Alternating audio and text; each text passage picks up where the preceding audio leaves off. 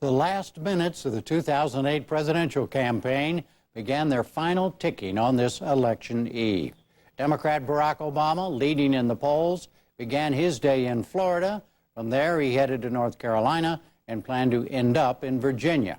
Republican John McCain also started in Florida. He went on to Tennessee, Pennsylvania, Indiana, New Mexico, and Nevada, and then a last rally back home in Arizona. There was also a somber note amid the campaigning. Obama announced his grandmother, Madeline Dunham, died late Sunday of cancer. She was 86 years old. We'll have more on this last day of the campaign right after the news summary. On Wall Street today, the major indexes were largely unchanged ahead of Tuesday's election. The Dow Jones Industrial Average lost 5 points to close at 93.19. The NASDAQ rose 5 points to close at 1726. The day's economic news squelched any attempt at a rally. A closely watched survey found manufacturing in October was the weakest in 26 years. And General Motors announced its sales in October plunged 45% from a year ago. Ford sales dipped 30%. The European Commission said today most of Europe may already be in recession. The numbers showed the economies of the largest countries that use the euro will come to a standstill or even shrink next year. They include Germany, France, and Italy. In Brussels, the European Union Commissioner warned no nation will escape the downturn. In some countries, even in 2008, they will register negative growth. It's the case of Ireland, Latvia, Estonia. On average, the euro area will diminish from 2.7% growth in 2007 to 0.1% in 2009. Britain does not use the euro, but it is also expected to slip into recession. The U.S. Supreme Court heard arguments today on drug liability. A Vermont woman, Diana Levine, lost part of her right arm to infection after taking an anti-nausea drug. It was injected in a procedure known as IV push. Wyeth Pharmaceuticals argued the drug's federal warning label shields it against suits in state courts. Lawyers on both sides spoke outside the court. The drug manufacturer was negligent in its warning, and the results are here for all of you to see. And this kind of thing should not happen to anybody in our society. Wyeth had no basis for questioning the FDA's judgment about the risks of push IV. They were well disclosed and well discussed in the label. There were appropriate warnings and cautions, and there really was no basis to change it. The court must now decide whether to uphold a judgment of $6.7 million that Levine won. And we'll have more on this story later in the program tonight. A UN aid convoy crossed into eastern Congo's rebel territory today. It was the first relief since August to reach the conflict zone where 250,000 refugees need help. We have a report from Martin Geisler of Independent Television News. On the dirt roads north of Goma, they're heading home. Not because it's safe there, but because anything is better than the aid camps, where there's been no food for days. The journey takes them across this conflict's front line, but these people say they've been left with no choice. For some, though, it's just too much. We found this boy collapsed in a bush at the roadside, hungry and exhausted. He was lucky. A passing Red Cross patrol picked him up. Madame, qu'est-ce que s'est passé ici? They didn't know what had happened, but at a clinic nearby we found out more. 10-year-old Maïse was setting off alone for his parents' house 100 miles north. He hadn't eaten for 4 days. The youngest, as ever, are the worst affected, but everyone here is suffering. The head of this clinic showed me some of his patients. The situation here is now critical, he says. All signs of malnutrition? Absolutely, and absolutely the most obviously one is the hair here. How urgently do they need food aid here? Right now is we are really beginning to face a really serious situation like the one you saw, that people who are really collapsing on the floor because they don't have any strength left. And that's why so many are now heading home, mile after mile into what's now rebel territory, under the guns of the very troops they fled from, all in search of food. This looks like a normal village marketplace, but what you can't see are the rebel troops who are all around us. They've given us a very clear warning. If we film them, they'll burn our vehicle and we'll never leave. Now, that's the dilemma these people are facing. They've come back home to get this food, but they're surrounded by soldiers now who they don't know and don't trust. The people here are pinning their hopes on this fragile ceasefire holding, but they're surrounded by reminders of what could happen if it breaks. Much of the aid that arrived today involved medical supplies for looted clinics. A second convoy loaded with food was expected tomorrow. Pakistan warned a top American general today against missile strikes on militants inside its territory. Pakistani leaders appealed directly to General David Petraeus, the new U.S. commander for the Middle East. They urged him to halt the raids. It was Petraeus' first international trip since assuming his new post last week. In Afghanistan today, gunmen abducted a French aid worker in Kabul and killed another person who tried to intervene. It was the latest attack against Westerners in the Afghan capital. The Taliban denied any involvement. A U.S. military court today convicted another aide to Osama bin Laden for supporting terror. The verdict and life sentence were announced at Guantanamo Bay, Cuba. The defendant was a Yemeni man believed to have produced al-Qaeda's propaganda videos. So far, 2 prisoners at Guantanamo have faced military tribunals. Both have been convicted. Production workers at Boeing went back to work today after 8 weeks on strike. That strike delayed production of the company's new 787 jetliner, and Boeing estimated it lost $100 million a day in deferred revenue. On Saturday, some 27,000 workers in 3 states ratified a new contract. It protects more than 5,000 factory jobs and safeguards health care benefits. And that's it for the news summary tonight. Now, the candidates on election eve. Amy Walter and Andy Kohut, voter turnout, a Supreme Court argument, and the global financial crisis hits home.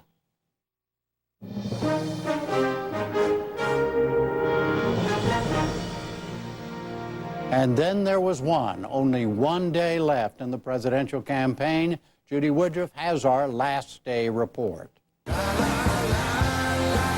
Election day only hours away, Barack Obama and John McCain burned up the trail today with a final push across battleground states.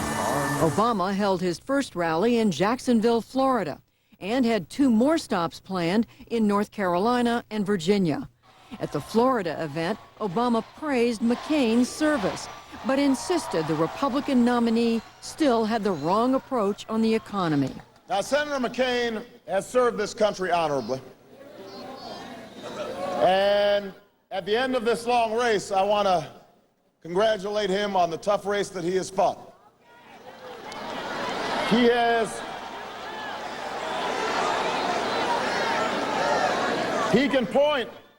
can point to a few moments over the past 8 years where he has broken from George W. Bush.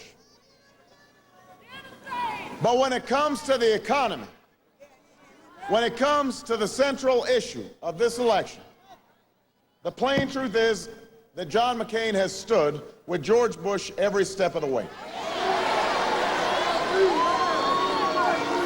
He hasn't been a maverick, he's been a sidekick to George Bush.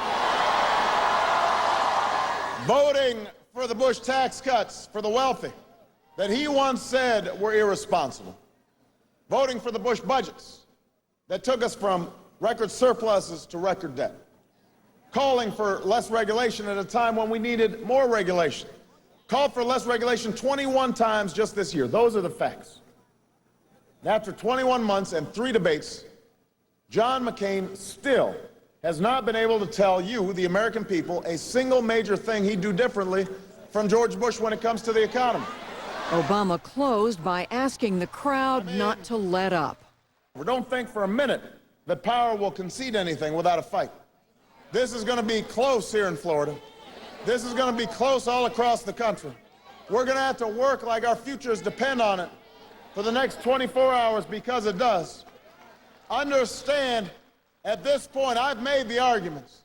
Now it's all about who wants it more, who believes in it more. Florida, the time for change has come. It all's up to you. We have a righteous win at our backs. But if in these final hours you will knock on some doors with me, make some calls with me, go to vote, if you'll stand with me and fight with me, I promise you, we will not just win Florida, we'll win this election. You and I together will change this country, will change the world. Thank you, everybody. God bless you. God bless the United States of America. Like Obama, McCain started the day in Florida with a morning rally in Tampa. From there, plans were to barnstorm 6 more states: Tennessee, Pennsylvania, Indiana, New Mexico, Nevada, and finally his home, Arizona. In Florida, McCain repeated his familiar charge against Obama's tax plan. Senator Obama is running to spread the wealth. I'm running to create more wealth. Senator Obama is running to punish the successful. I'm running to make everyone successful. This is the fundamental difference between Senator Obama and me. We both disagree with President Bush on economic policy. The difference is he thinks that taxes are too low, and I think that spending has been too high. McCain summed up with where he saw the race with a day to go. You know, my friend, the pundits may not know it, and the Democrats may not know it, but the Mac is back. We're going to win this election. My friends, I know you're worried, but you also know America's a great country. But we're at a moment of national crisis that will determine our future. And let me ask you, will we continue to lead the world's economies, or will we be overtaken? Will the world become safer or more dangerous? Will our military remain the strongest in the world, and will our children and grandchildren's future be brighter than ours? My answer to you is yes. Yes, we will lead. Yes, we will prosper. Yes, we will be safer. Yes, we will pass on to our children a stronger, better country. But we must be prepared to act swiftly, boldly, with courage and wisdom. I'm an American and I choose to fight. Don't give up hope. Be strong. Have courage and fight.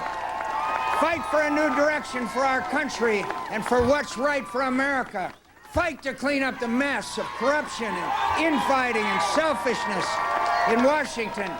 Fight to get our economy out of the ditch and back in the lead. Fight for the ideals and character of a free people. Fight for our children's future. Fight for justice and opportunity for all. Stand up. Stand up to defend our country from its enemies.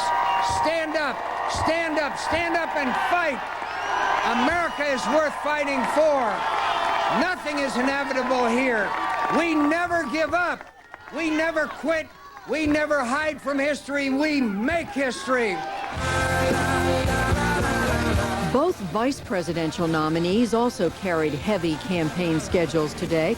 Democrat Joe Biden started the day in Lee's Summit, Missouri, outside Kansas City, where he was joined by Senator Claire McCaskill. Today in America, people are asking, no matter where it is, the same questions. They are simple as they are profound. Is my house worth what I paid for? Or do I now have an upside-down mortgage where I owe more than it's worth? Will my company continue my health care? As a matter of fact, are the rumors about my company going abroad true? How are we going to be able to retire now that our 401k has been cleared out and all that equity in our home we counted on seems to be gone? Will we be able to send our kids back, let alone in the first place, back to college? Conversations are taking place. You students, you're asking yourselves questions. Some of you have been graduating from here and going on to four-year schools. You're finding it hard to go out there and borrow that money. You're finding it difficult. Well, ladies and gentlemen, the questions are profound, but they're everywhere. Claire, this is the first election, presidential election I've campaigned in, where whether I was in Montana or Florida, whether I'm in Missouri or Maine, whether I'm in Texas or I am New Jersey, the questions are the same.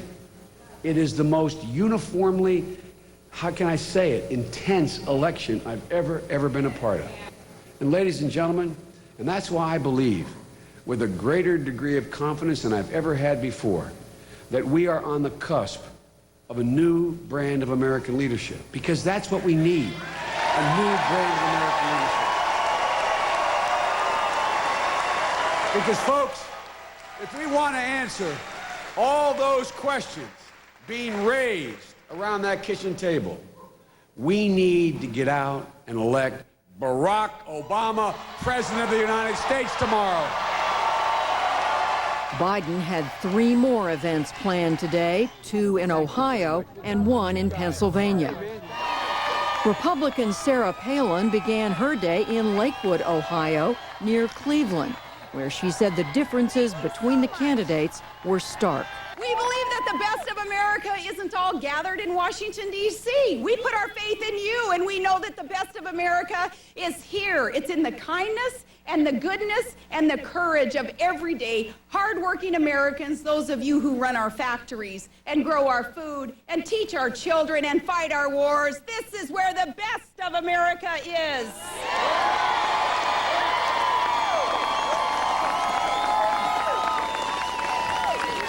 Truly, we believe that America is not the problem. America is the solution. And we still believe that America is that shining city on a hill, that Ronald Reagan used to speak of. And I thank God that we have a man who is ready and worthy, ready to lead it now. And he inspires us not just with words, but heroic and trustworthy deeds all of his life, fighting for you, Ohio. And I'll tell you, from now until Election Day, you're going to hear our opponents go on in their claims of how they will fight for you. But since he won't say this on his own behalf, I'm going to say it for him, for my running mate. Ohio, there is only one man in this campaign who has ever really fought for you, and he has the courage to keep on fighting for you, America. That man is John McCain. Palin's schedule today includes stops in Missouri, Iowa, Colorado, and Nevada before flying home overnight to Alaska. Tomorrow, she'll join McCain for election night in Phoenix, Arizona. The Democratic ticket will wait for the voters' verdict in Obama's hometown, Chicago. And to some numbers and to Gwen Eiffel. Tonight, the polling ends, and tomorrow, the voting begins. The voting ends. Joining us for our final pre-election snapshot are Andrew Kohut, president of the Pew Research Center for the People and the Press, and Amy Walter, editor-in-chief of the Hotline, National Journal's Political Daily. We forget the voting has been going on for some time now. So, Andy, as you have been watching the voting going on for all this time, you come up with a final poll which shows the race tightening just a little bit, but Barack Obama still in the lead. Yeah, we have a 6-point lead, which is statistically significant, pretty large lead. Other polls have an even larger lead, ones that we watch, the NBC Wall Street Journal poll, 8. Gallup has an 11-point lead, and CBS has as much as 13 points. Those are all pretty big numbers. I don't know of a national poll where Obama's behind or it's even. Does the tightening mean anything, Amy? Is that what always happens at this stage? I think it is traditionally what happens at this stage. I mean, in our own poll, the Diageo Hotline poll, we noticed over the course of the last couple of days some not surprising results, which is that Republicans starting to come back home to John McCain. Earlier in the week, he was only getting, for example, 83% of Republicans. Now he's getting 87% of Republicans. That makes sense there. Our poll, too, like Andy, showing a 5-point lead here for Barack Obama. We're also starting to see that he's finally, the gender gap, which still is in Obama's favor, he's still doing very well among women, 10 points among women. Earlier in the week, it was even bigger. Obama was up by 16 points. So I think it's just some of the tightening, some of these voters, yes, indeed, coming home. But when you look at historically where this election is, the fact that even among women, John Kerry only carried those by 3. The fact that among men, there's not the big gender gap benefiting McCain as it was George Bush, who won them by 11. In our poll, John McCain's ahead of Obama among men by just 2. Let's walk through some of the things we're going to be watching tomorrow night. The battleground states. This is a 50-state election, of course, but we're watching a handful of states. In your poll, Andy, you've discovered that Obama is leading in those handfuls of states by about 10 points. Yeah, and that pretty much squares out with what we see with the state polls. I mean, Obama is leading in Virginia, which has become a swing state. Typically, we think of it as a red state. He's leading in Ohio. He's leading in Pennsylvania. Now, the leads are close. These states are still close, and the battleground states individually don't look as lopsided as the national vote does. But remarkably, Obama's doing quite well in many of these places, even in places where he wouldn't, 6 months ago, he wouldn't have thought he'd been competitive. Like North Carolina. And, I guess you'd say he's the favorite to win Virginia. A Democrat hasn't won Virginia since 1964. So what is driving that, Amy? Yeah, and the fact that we're actually watching North Dakota. Yeah. We're going to have to pay really close attention to that in Indiana. And thankfully, Indiana closes early, so we'll have a sense early on about that. But what's driving this is, in large part, what we've been picking up in these national polls is that it's not simply that Obama's doing well among one simple group of people, and so that just makes sense then for one part of the country. It's that he's doing particularly well among African Americans, hence his strong showings in Virginia and North Carolina. Let's take a look at that, because he's leading in Andy's poll 89% to 5% among African Americans, but also I think it's 82% to 31% among Hispanic Americans. That's a huge gap, and it seems like a lost opportunity for the Republicans. Well, the Republicans didn't do as well among Latinos in the midterm elections as they had done in 2004, so I'm not so shocked by this. The question was, Latinos voted so heavily for Hillary Clinton, would they come back and support Obama? The answer appears to be yes. Yes, very much so. And I think your point about a missed opportunity is a good one, too. Remember, John McCain was the candidate who lost conservative support because he was fighting on immigration reform that many in his party disagreed with him. But what we found is he lost support among conservatives for taking this position, and he's not doing well among Hispanics either. So if you look then at these groups of Hispanic voters, that means that places like Nevada, Colorado, New Mexico now considered battleground states. And even though Barack Obama is trailing John McCain among white voters at large, he still is getting over 42% of the white vote, which is kind of unusual. And he's only down by 3 or 4 points among white women. You know, we've looked at white women for a very long time, and they're still in play for Obama. Obviously, McCain has a strong lead among white men, but we have to wonder, well, what does North Carolina have in common with North Dakota and all of these places, where all of these states and all of these people are experiencing this economy, and this economy has helped Barack Obama along with his performance in the debates. The economy is almost tailor-made for a Democratic candidate. He has a 20-point lead, more confidence in Obama than McCain to deal with the economy. And the economy is the issue without rival in this election. Did the economic meltdown shift voters in this last month, or did it just freeze everybody in place so that McCain couldn't get a better grip? I think we're going to be analyzing this for a long time to come. But I think that we were watching this election take a certain path, and I think what happened with the economic crisis is it definitely was something that helped Obama. There's no doubt about that in terms of it was like a catalyst, and it moved it very quickly in Obama's behalf. I think, though, on top of it, you have to argue that McCain's reaction to the economic crisis, one in which he was not acting, for many voters, they didn't see him as acting as resolutely as they would have liked. I think that has helped Barack Obama. But fundamentally, I don't know if we could say, but for this crisis, Obama would not be where he is. Okay, Amy, I still want you to hold those thoughts, because we would have come back on the other side and talk about this some more. Back to you, Jim. Yes, we'll be back in just a moment, Gwen. Thank you. But first, getting out the vote. And NewsHour correspondent Tom Bearden reports on that from Colorado. Anybody that could sign up for that Get Out the Vote for a shift, please see me. And Democrat Nita Lynch has voted in every presidential election since John F. Kennedy. But she never donated time or money to a candidate until this year. She says Barack Obama has inspired her to work 20 to 30 hours a week for the past 6 months in his Longmont, Colorado office, signing up new voters, trying to persuade undecideds, and doing anything else that's required. I've done a lot of the data entry. It's whatever it takes. I've cleaned the bathroom, I've cleaned the kitchen, provided food. Right now I have a big pot of soup that I'm going to take to our field organizers. Republican Peggy Littleton is a longtime political volunteer in Colorado Springs, a perennial conservative bastion. In fact, this area gave George Bush his fourth highest margin of victory in 2000. Littleton says they need to do even better tomorrow. El Paso County has got to come along with a higher margin for John McCain than we've ever had to do before. Even though you've had record margins. We have had record margins, but this time we've got to up the ante just a little bit. Over these past 72 hours, thousands of volunteers like Lynch and Littleton have fanned out across the state in an unprecedented get-out-the-vote effort to try to win Colorado's 9 electoral votes for their candidate. In a state otherwise that doesn't easily vote for liberals. Tom Cronin teaches political science at Colorado College. On this morning, he met with students over breakfast. Cronin thinks this election will be very different than the last.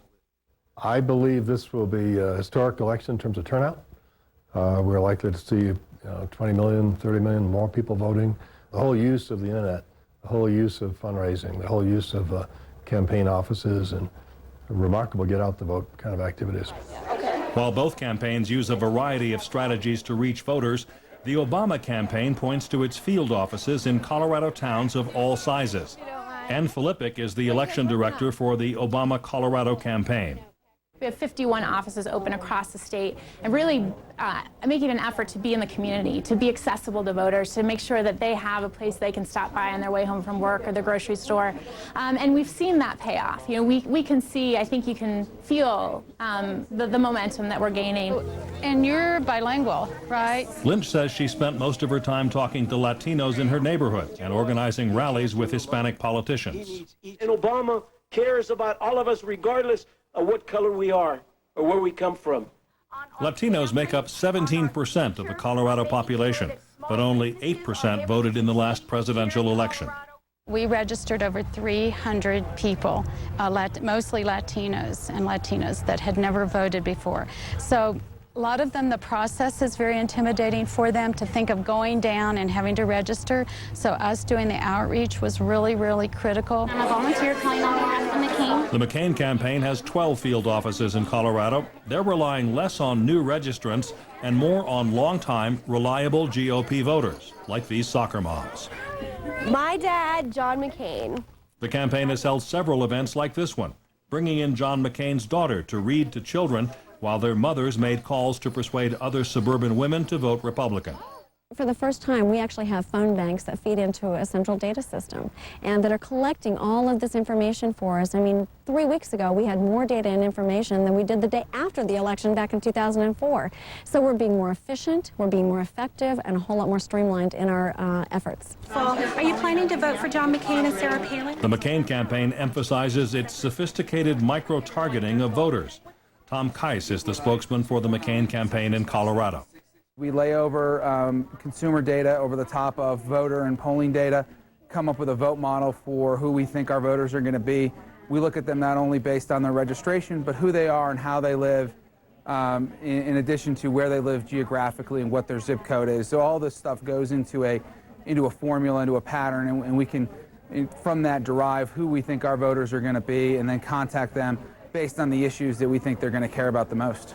Over the last 10 days, the McCain campaign targeted small businessmen and contractors, a group they felt they most needed to reach. The main issue? Taxes. That's why Senator McCain recently toured a metal stamping plant in Colorado Springs, and why Joe the Plumber has become a staple in his stump speech, like this one in Denver 10 days ago.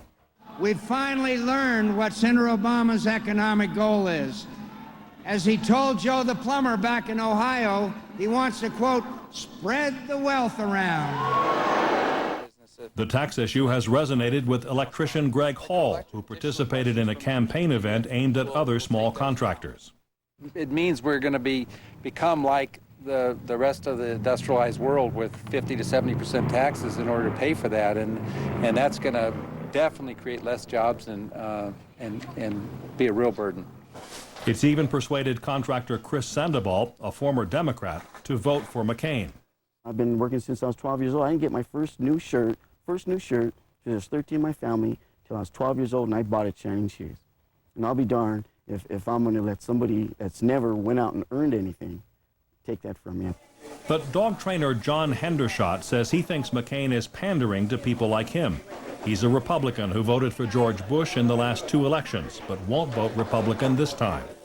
I think that health insurance is important. Certainly to me, as I grow older, it becomes more and more important. And a wide variety of things that the Republicans just don't seem to address. And they can try to appeal to the middle class, but I get angry when I hear them say that, because it's almost like they think they're talking to idiots. And I don't like to think of myself as an idiot. I mean, I was for 8 years, but I'm trying to fix that now. And don't forget to get that ballot in, because every vote's going to count. Healthcare is also the main issue that motivated nurse and union activist Michael Kingsbury to go door to door for the Obama campaign. On a day like this, we'll probably knock on 150 doors, and if 25 of them are home, I'll be glad. And if I have 5 conversations that move somebody, then, and if there's 1,000 other people out here like me that have 5 conversations, there you go. You know, I mean, I've been in races before where the person won or lost by 100 votes or 200 votes. This year, Get Out the Vote activities started much earlier than usual. Thanks for voting early with us. That's because for the past 2 weeks, Coloradans could vote early at polling places or by mail. The Obama campaign made it a top priority to get voters to the polls early, because they fear long lines on Election Day discourage Democratic voters. Hi, this is Senator Barack Obama. How are you? Last week, Senator Obama himself was making calls at a Fort Collins field office, and he made a pitch to tens of thousands of people in Denver. How many people have early voted? Raise your hands. Keep your hands up. If you haven't early voted, find somebody next to you who's early voted and find out what you need to do. The Secretary of State's office estimates that about half of Colorado's registered voters will cast their ballots by mail or in early voting. The latest polls give Obama a slight edge in this normally Republican-leaning state. But neither party is taking anything for granted as the campaigns continued to blitz the state in the final days and hours. Thanks very much. Some former presidential candidates campaigned here over the weekend. General Wesley Clark on behalf of Senator Obama and Governor Mitt Romney for Senator McCain. And tonight, Michelle Obama and Sarah Palin will hold rallies just hours before the polls open. And now back to Gwen. I'm joined once again by Andy Kohut and Amy Walter. Andy, I may have called you Stu when I said goodbye. Welcome back. Let me ask you a little bit about this last-minute get out the vote push. How important is that at this stage? Extremely important. Turnout is what this is all about. We see larger percentages than 4 years ago of key Obama constituencies in our likely voter models. The percentage of African Americans has gone from 11% 4 years ago from 8% 4 years ago to 11%. That's proportionately a big increase. We see the same thing among younger voters. But in the past week, we've seen Republicans, unlike earlier in the cycle, Republicans energized as well, to the point where we get the traditional difference in this poll between we get the Republican candidate getting a boost when we narrow from registered voters to likely voters. We hadn't seen that prior to our most recent poll.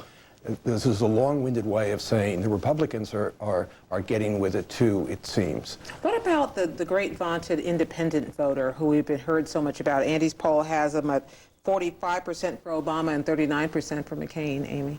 Well, I think they're going to be very important. And again, this goes back to, not to get into intricacies of polling, but how many people we determine are actually truly independent versus how many people are identifying as Democrats or Republicans. But the bigger problem, and Andy and Pew had noted this earlier in the year, is that fewer people are identifying as Republicans. More people are identifying as independents. These may have been Republicans a couple of years ago, and now they're voting. They're saying that they're independents, and the fact that Obama is leading among that group suggests that it's not just your traditional, these down the line people that say I've always been an independent. But many of them are, like we saw in this piece, some disaffected Republicans. We've also seen a big difference this year. I think as much as a third of the vote is being cast early. These early voters who we've seen lining up in these amazing lines, Andy, who are they breaking for? 54% Obama, 36% for McCain, which is obviously a bigger difference than what we have overall. when we look at the people who say they're going to vote on Election Day, it's dead even between Obama and McCain. So the early voters are disproportionately Obama, and what's going to happen tomorrow is a more even split if this poll is accurate. Is that the way you read it as well? Yeah, Amy? I mean, the reason campaigns love early voting is because it's voters in the bank. Now they know exactly who they need to contact tomorrow to make sure that those additional folks get to the polls. I mean, I'll be very curious to see what the numbers finally look like in Georgia and North Carolina, where the African-American turnout has been phenomenal. 35% in Georgia, in a state that has, normally you've seen maybe 25% turnout among African-Americans. So we don't know how much that number then will be diluted by voting on Election Day, but it still suggests that it's going to be a big, big number. Well, it's hard to imagine at this late date that people are still undecided, but I think there's 7 or 8% who are showing up as saying, or at least telling pollsters that they haven't made up their minds. Where do they go? Well, we know that half of those people don't vote, because after the election, we look up what the undecideds did. We have we can go see if they voted or not. We know half of them don't vote. Really? So they just tell people that? So they tell people, you know, they're still in the game, but they end up not voting. Our model suggests they're breaking a little bit to McCain. They look demographically and attitudinally 55 to 45 split for McCain. Enough to make a difference, Amy? Not enough to make a difference. Not when you're looking at if this and ultimately then is 3% in a poll where Obama's leading by 5 or 6 or 8. It's not going to be enough. Okay, Amy Walter and Andy Kohut, thank you both very much. Our campaign coverage continues online. As always, just go to pbs.org and then scroll down to NewsHour Reports.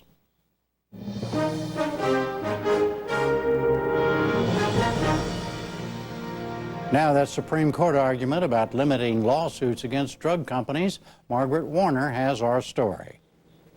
The case involves Diana Levine, a Vermont woman whose arm had to be amputated after she was injected with an anti-nausea drug. She successfully sued the drug's manufacturer, Wyeth Pharmaceutical, in state court.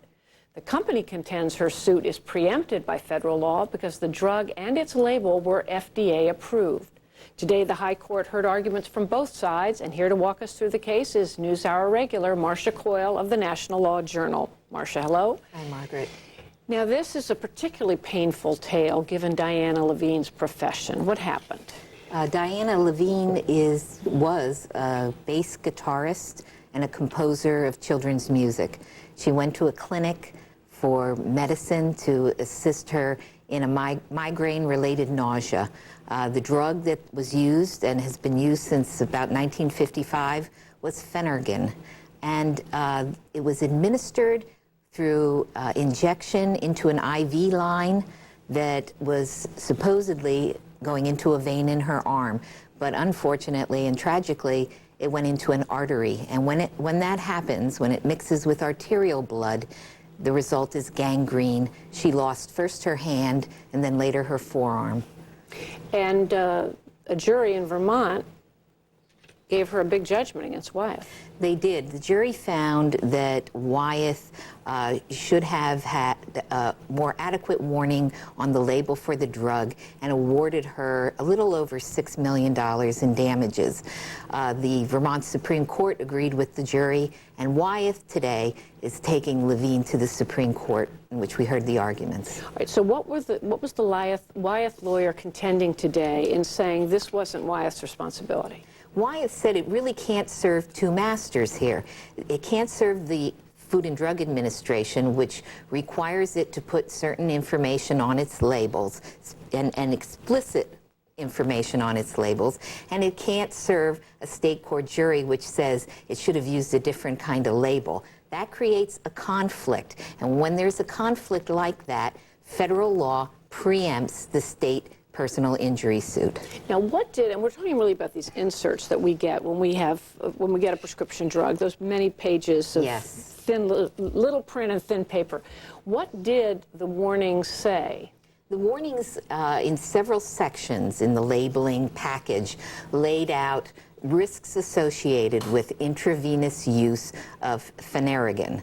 And there is a conflict here between the lawyers in the case over whether the labeling and the FDA in particular really addressed the risk associated with IV push, which is putting the syringe into the IV line that goes into the vein.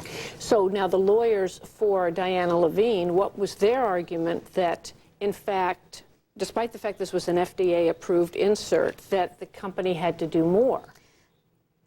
Levine's lawyer, David Frederick, said there is no conflict here between what Wyeth has to do with federal law and what it has to do under state duty of care, because there is a provision in the federal law that allows a drug manufacturer to come forward at any time when there's information of a particular risk and strengthen the warning label. Mr. Frederick contends Wyeth knew about the risk associated with the drug and gangrene, at least in the 1970s through the 80s and 90s, and should have come forward and strengthened the warnings on the label, or have provided information that would have banned the use of IV push with this drug. How did the justices respond? Well, with Wyeth, the justices first were somewhat skeptical of a conflict here, and Justice Ginsburg, raised the issue. The warning labels talk about intravenous injection, but they really don't mention IV push. So really, was this an adequate warning? And Mr. Seth Waxman, who represents Wyeth, argued that there were ample warnings in the labeling package. Justice Alito had a very basic question. He said, how could the FDA find this drug was safe if the risk was gangrene? And Justice Ginsburg also picked that up, saying that clearly, could the benefit outweigh the risk when such a dramatic risk was at issue here? And Mr. Waxman, again, he said that the labeling contained ample warnings, and it gave a hierarchy of uses by physicians. And you don't always want to take away one particular option, like the IV push. Now, what's at issue here is this doctrine of preemption. Explain that. It's basically a doctrine that bars injured consumers from going into state courts because there's a federal law that controls the area that the consumer is suing under. So potentially, how wide are the ramifications of a ruling in this case? This has really wide ramifications. First of all, this particular law, in terms of drug regulation, doesn't have an option for consumers to go into federal court. So if this suit is preempted, injured consumers are basically out of luck. Secondly, whatever the court says about this kind of preemption, implied preemption in a law, could very well impact consumers who are suing for injuries from motor vehicles, from chemicals, pesticides, even household products. So much, much broader than just FDA-approved products. Absolutely. And of course, it's extremely significant to Diana Levine. Absolutely. Well, Marcia, thank you. Good to You're have welcome. My pleasure.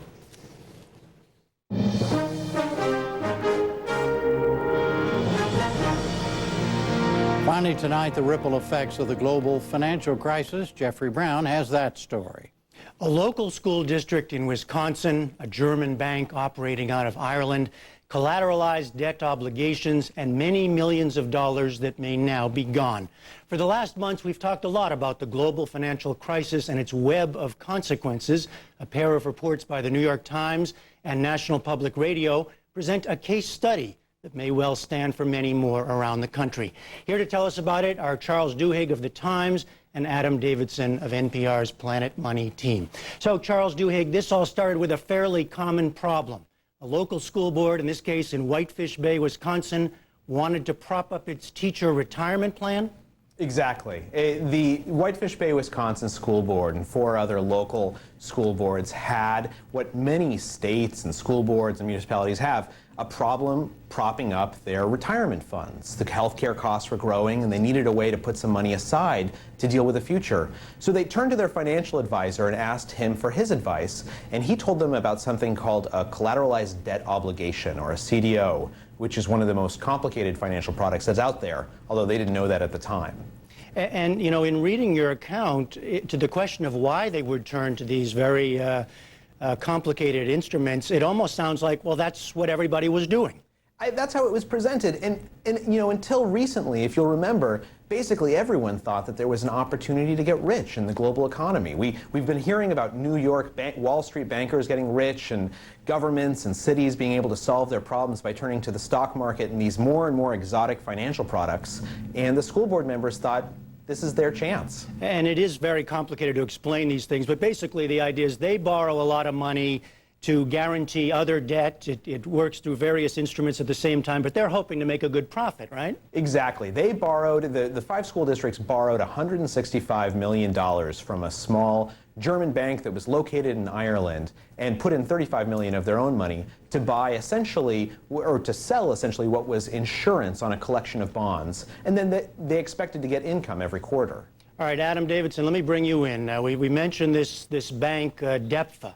Now, it, I gather, tried to make itself into a kind of a global player. Tell us its role in this. Yeah, DEPFA was a small German bank. It actually was started by the Prussian state in the 1920s, and it eventually moved to Dublin a few years ago to become this global powerhouse in public finance, basically helping municipalities all over the world. They went from really not existing outside of Germany to having offices in dozens of cities and countries around the world, and in a very short period of time became central to how U.S. municipalities, school boards and park districts and sewer districts all over the country find funding to fund their products. Basically, DEPFA focused on this single-mindedly. We can now look back and see that they rode this big financial bubble to big heights, and that having one line of business, this public financing line of business, is not such a good place to be right now. It might have been wonderful for the 3 or 4 years that it allowed them to grow so fast. Well, Adam, tell us what, I mean, the obvious question is what went wrong? I mean, how did something affecting a bank in Ireland then spring back and come and start affecting school districts in Wisconsin? Yeah, well, the school district in Wisconsin affected the bank in Ireland by taking out this loan, and they still are paying, we should say, they still are paying their loan fees, but the fact that they are likely to be in a position where they can't pay the loan back means that DEPFA has to write down the value of that loan. But municipalities all over the U.S. have had to call on DEPFA, have had to basically call bonds back to DEPFA, which is forcing DEPFA into a massive liquidity crisis. A few weeks ago, when all these banks were having trouble in the U.S., DEPFA came very close to collapsing. They're based in Dublin, but the Irish government just said, hey, you're not our problem. You're owned by some German bank. We're not having anything to do with you. The German government quickly realized that if DEPFA, this Irish bank, went down, they would bring down their parent company, one of the biggest banks in Ireland, Hypo Real Estate, and then that would truly collapse the German economy. And then it springs back. That's what's so fascinating about this tale. It goes from Wisconsin to Ireland to Germany, then back to the U.S., because DEPFA was so central to how municipalities fund themselves that they're near collapse, and now they haven't collapsed because they were saved by the German government, but their operations are much smaller. Municipalities all over the U.S. are having a harder time finding funding, which means fewer hospitals, fewer parks, fewer sewers in the U.S. So, Charles Duhigg, what are the consequences then for the school district in terms of the retirement fund, in terms of potential budget cuts, and does it have any legal recourse at this point? The school districts have filed suit to try and get their money back. The recourse is that if they lose this $200 million that they've invested, they could very well be in a situation where they have to start not replacing teachers who retire or cutting classes that are non-essential to students' education, like art or drama. And there's another consequence to this, which is that, as Adam was saying, all of these municipalities, such as the New York Metropolitan Transit Authority, the guys who run the subway, or agencies in Colorado and California who help home buyers get low-cost loans for their first home, all of them are now having to pay extra fees because DEPFA is in trouble, and that it's a shockwave that moves through the American financial system and impacts all of these states all over the country.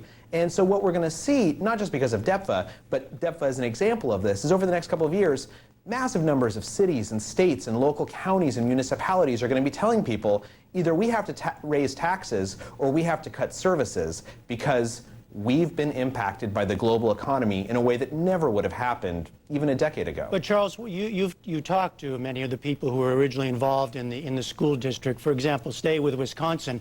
Sure. Do they tell you that they didn't know what they were getting into? I mean, what are they saying now? Well, what they say now is they say that they had a financial advisor who misexplained this investment to them. And they'll fully concede they got this huge prospectus, 3 inches thick, that explained the investment.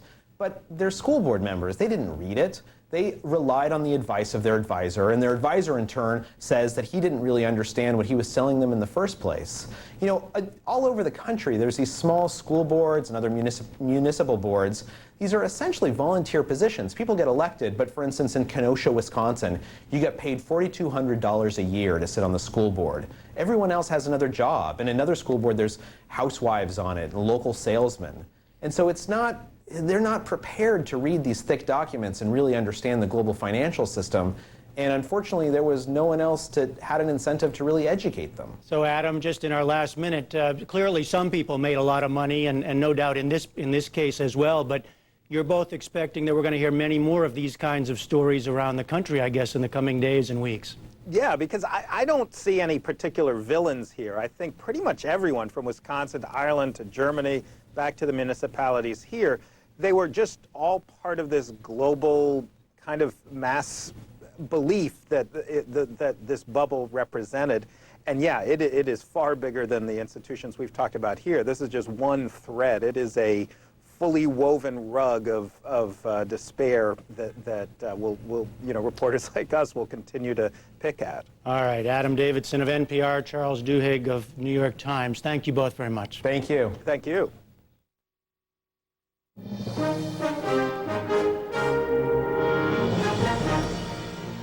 And again, the major developments of the day. The last minutes of the 2008 presidential campaign began their final ticking on this election eve, and a UN aid convoy reached refugees in eastern Congo for the first time since August. We'll see you online and again here tomorrow evening, first here on the NewsHour, and then beginning at 9 p.m. Eastern Time with our one-stop election night coverage. That will include projections and calls by all news organizations, as well as our own analysis and reaction, among many other things. For now, I'm Jim Lara. Thank you and good night.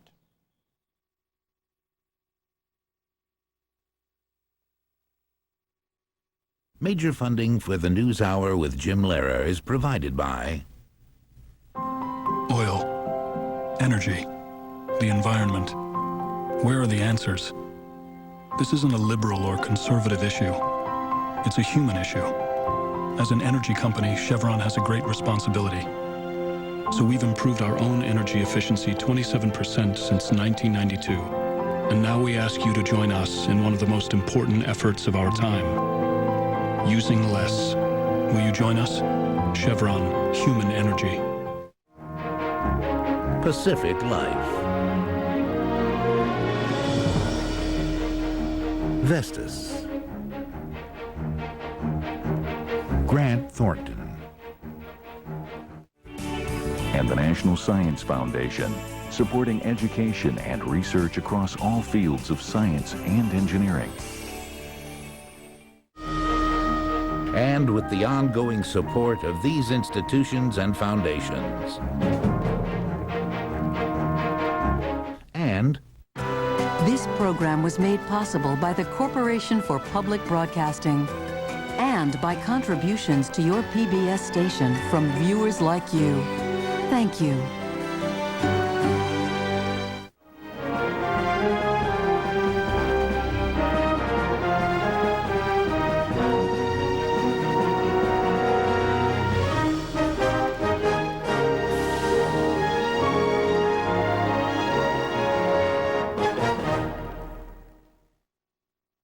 Trusted, in-depth, independent.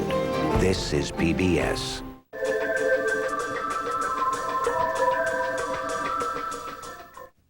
the Collins Foundation.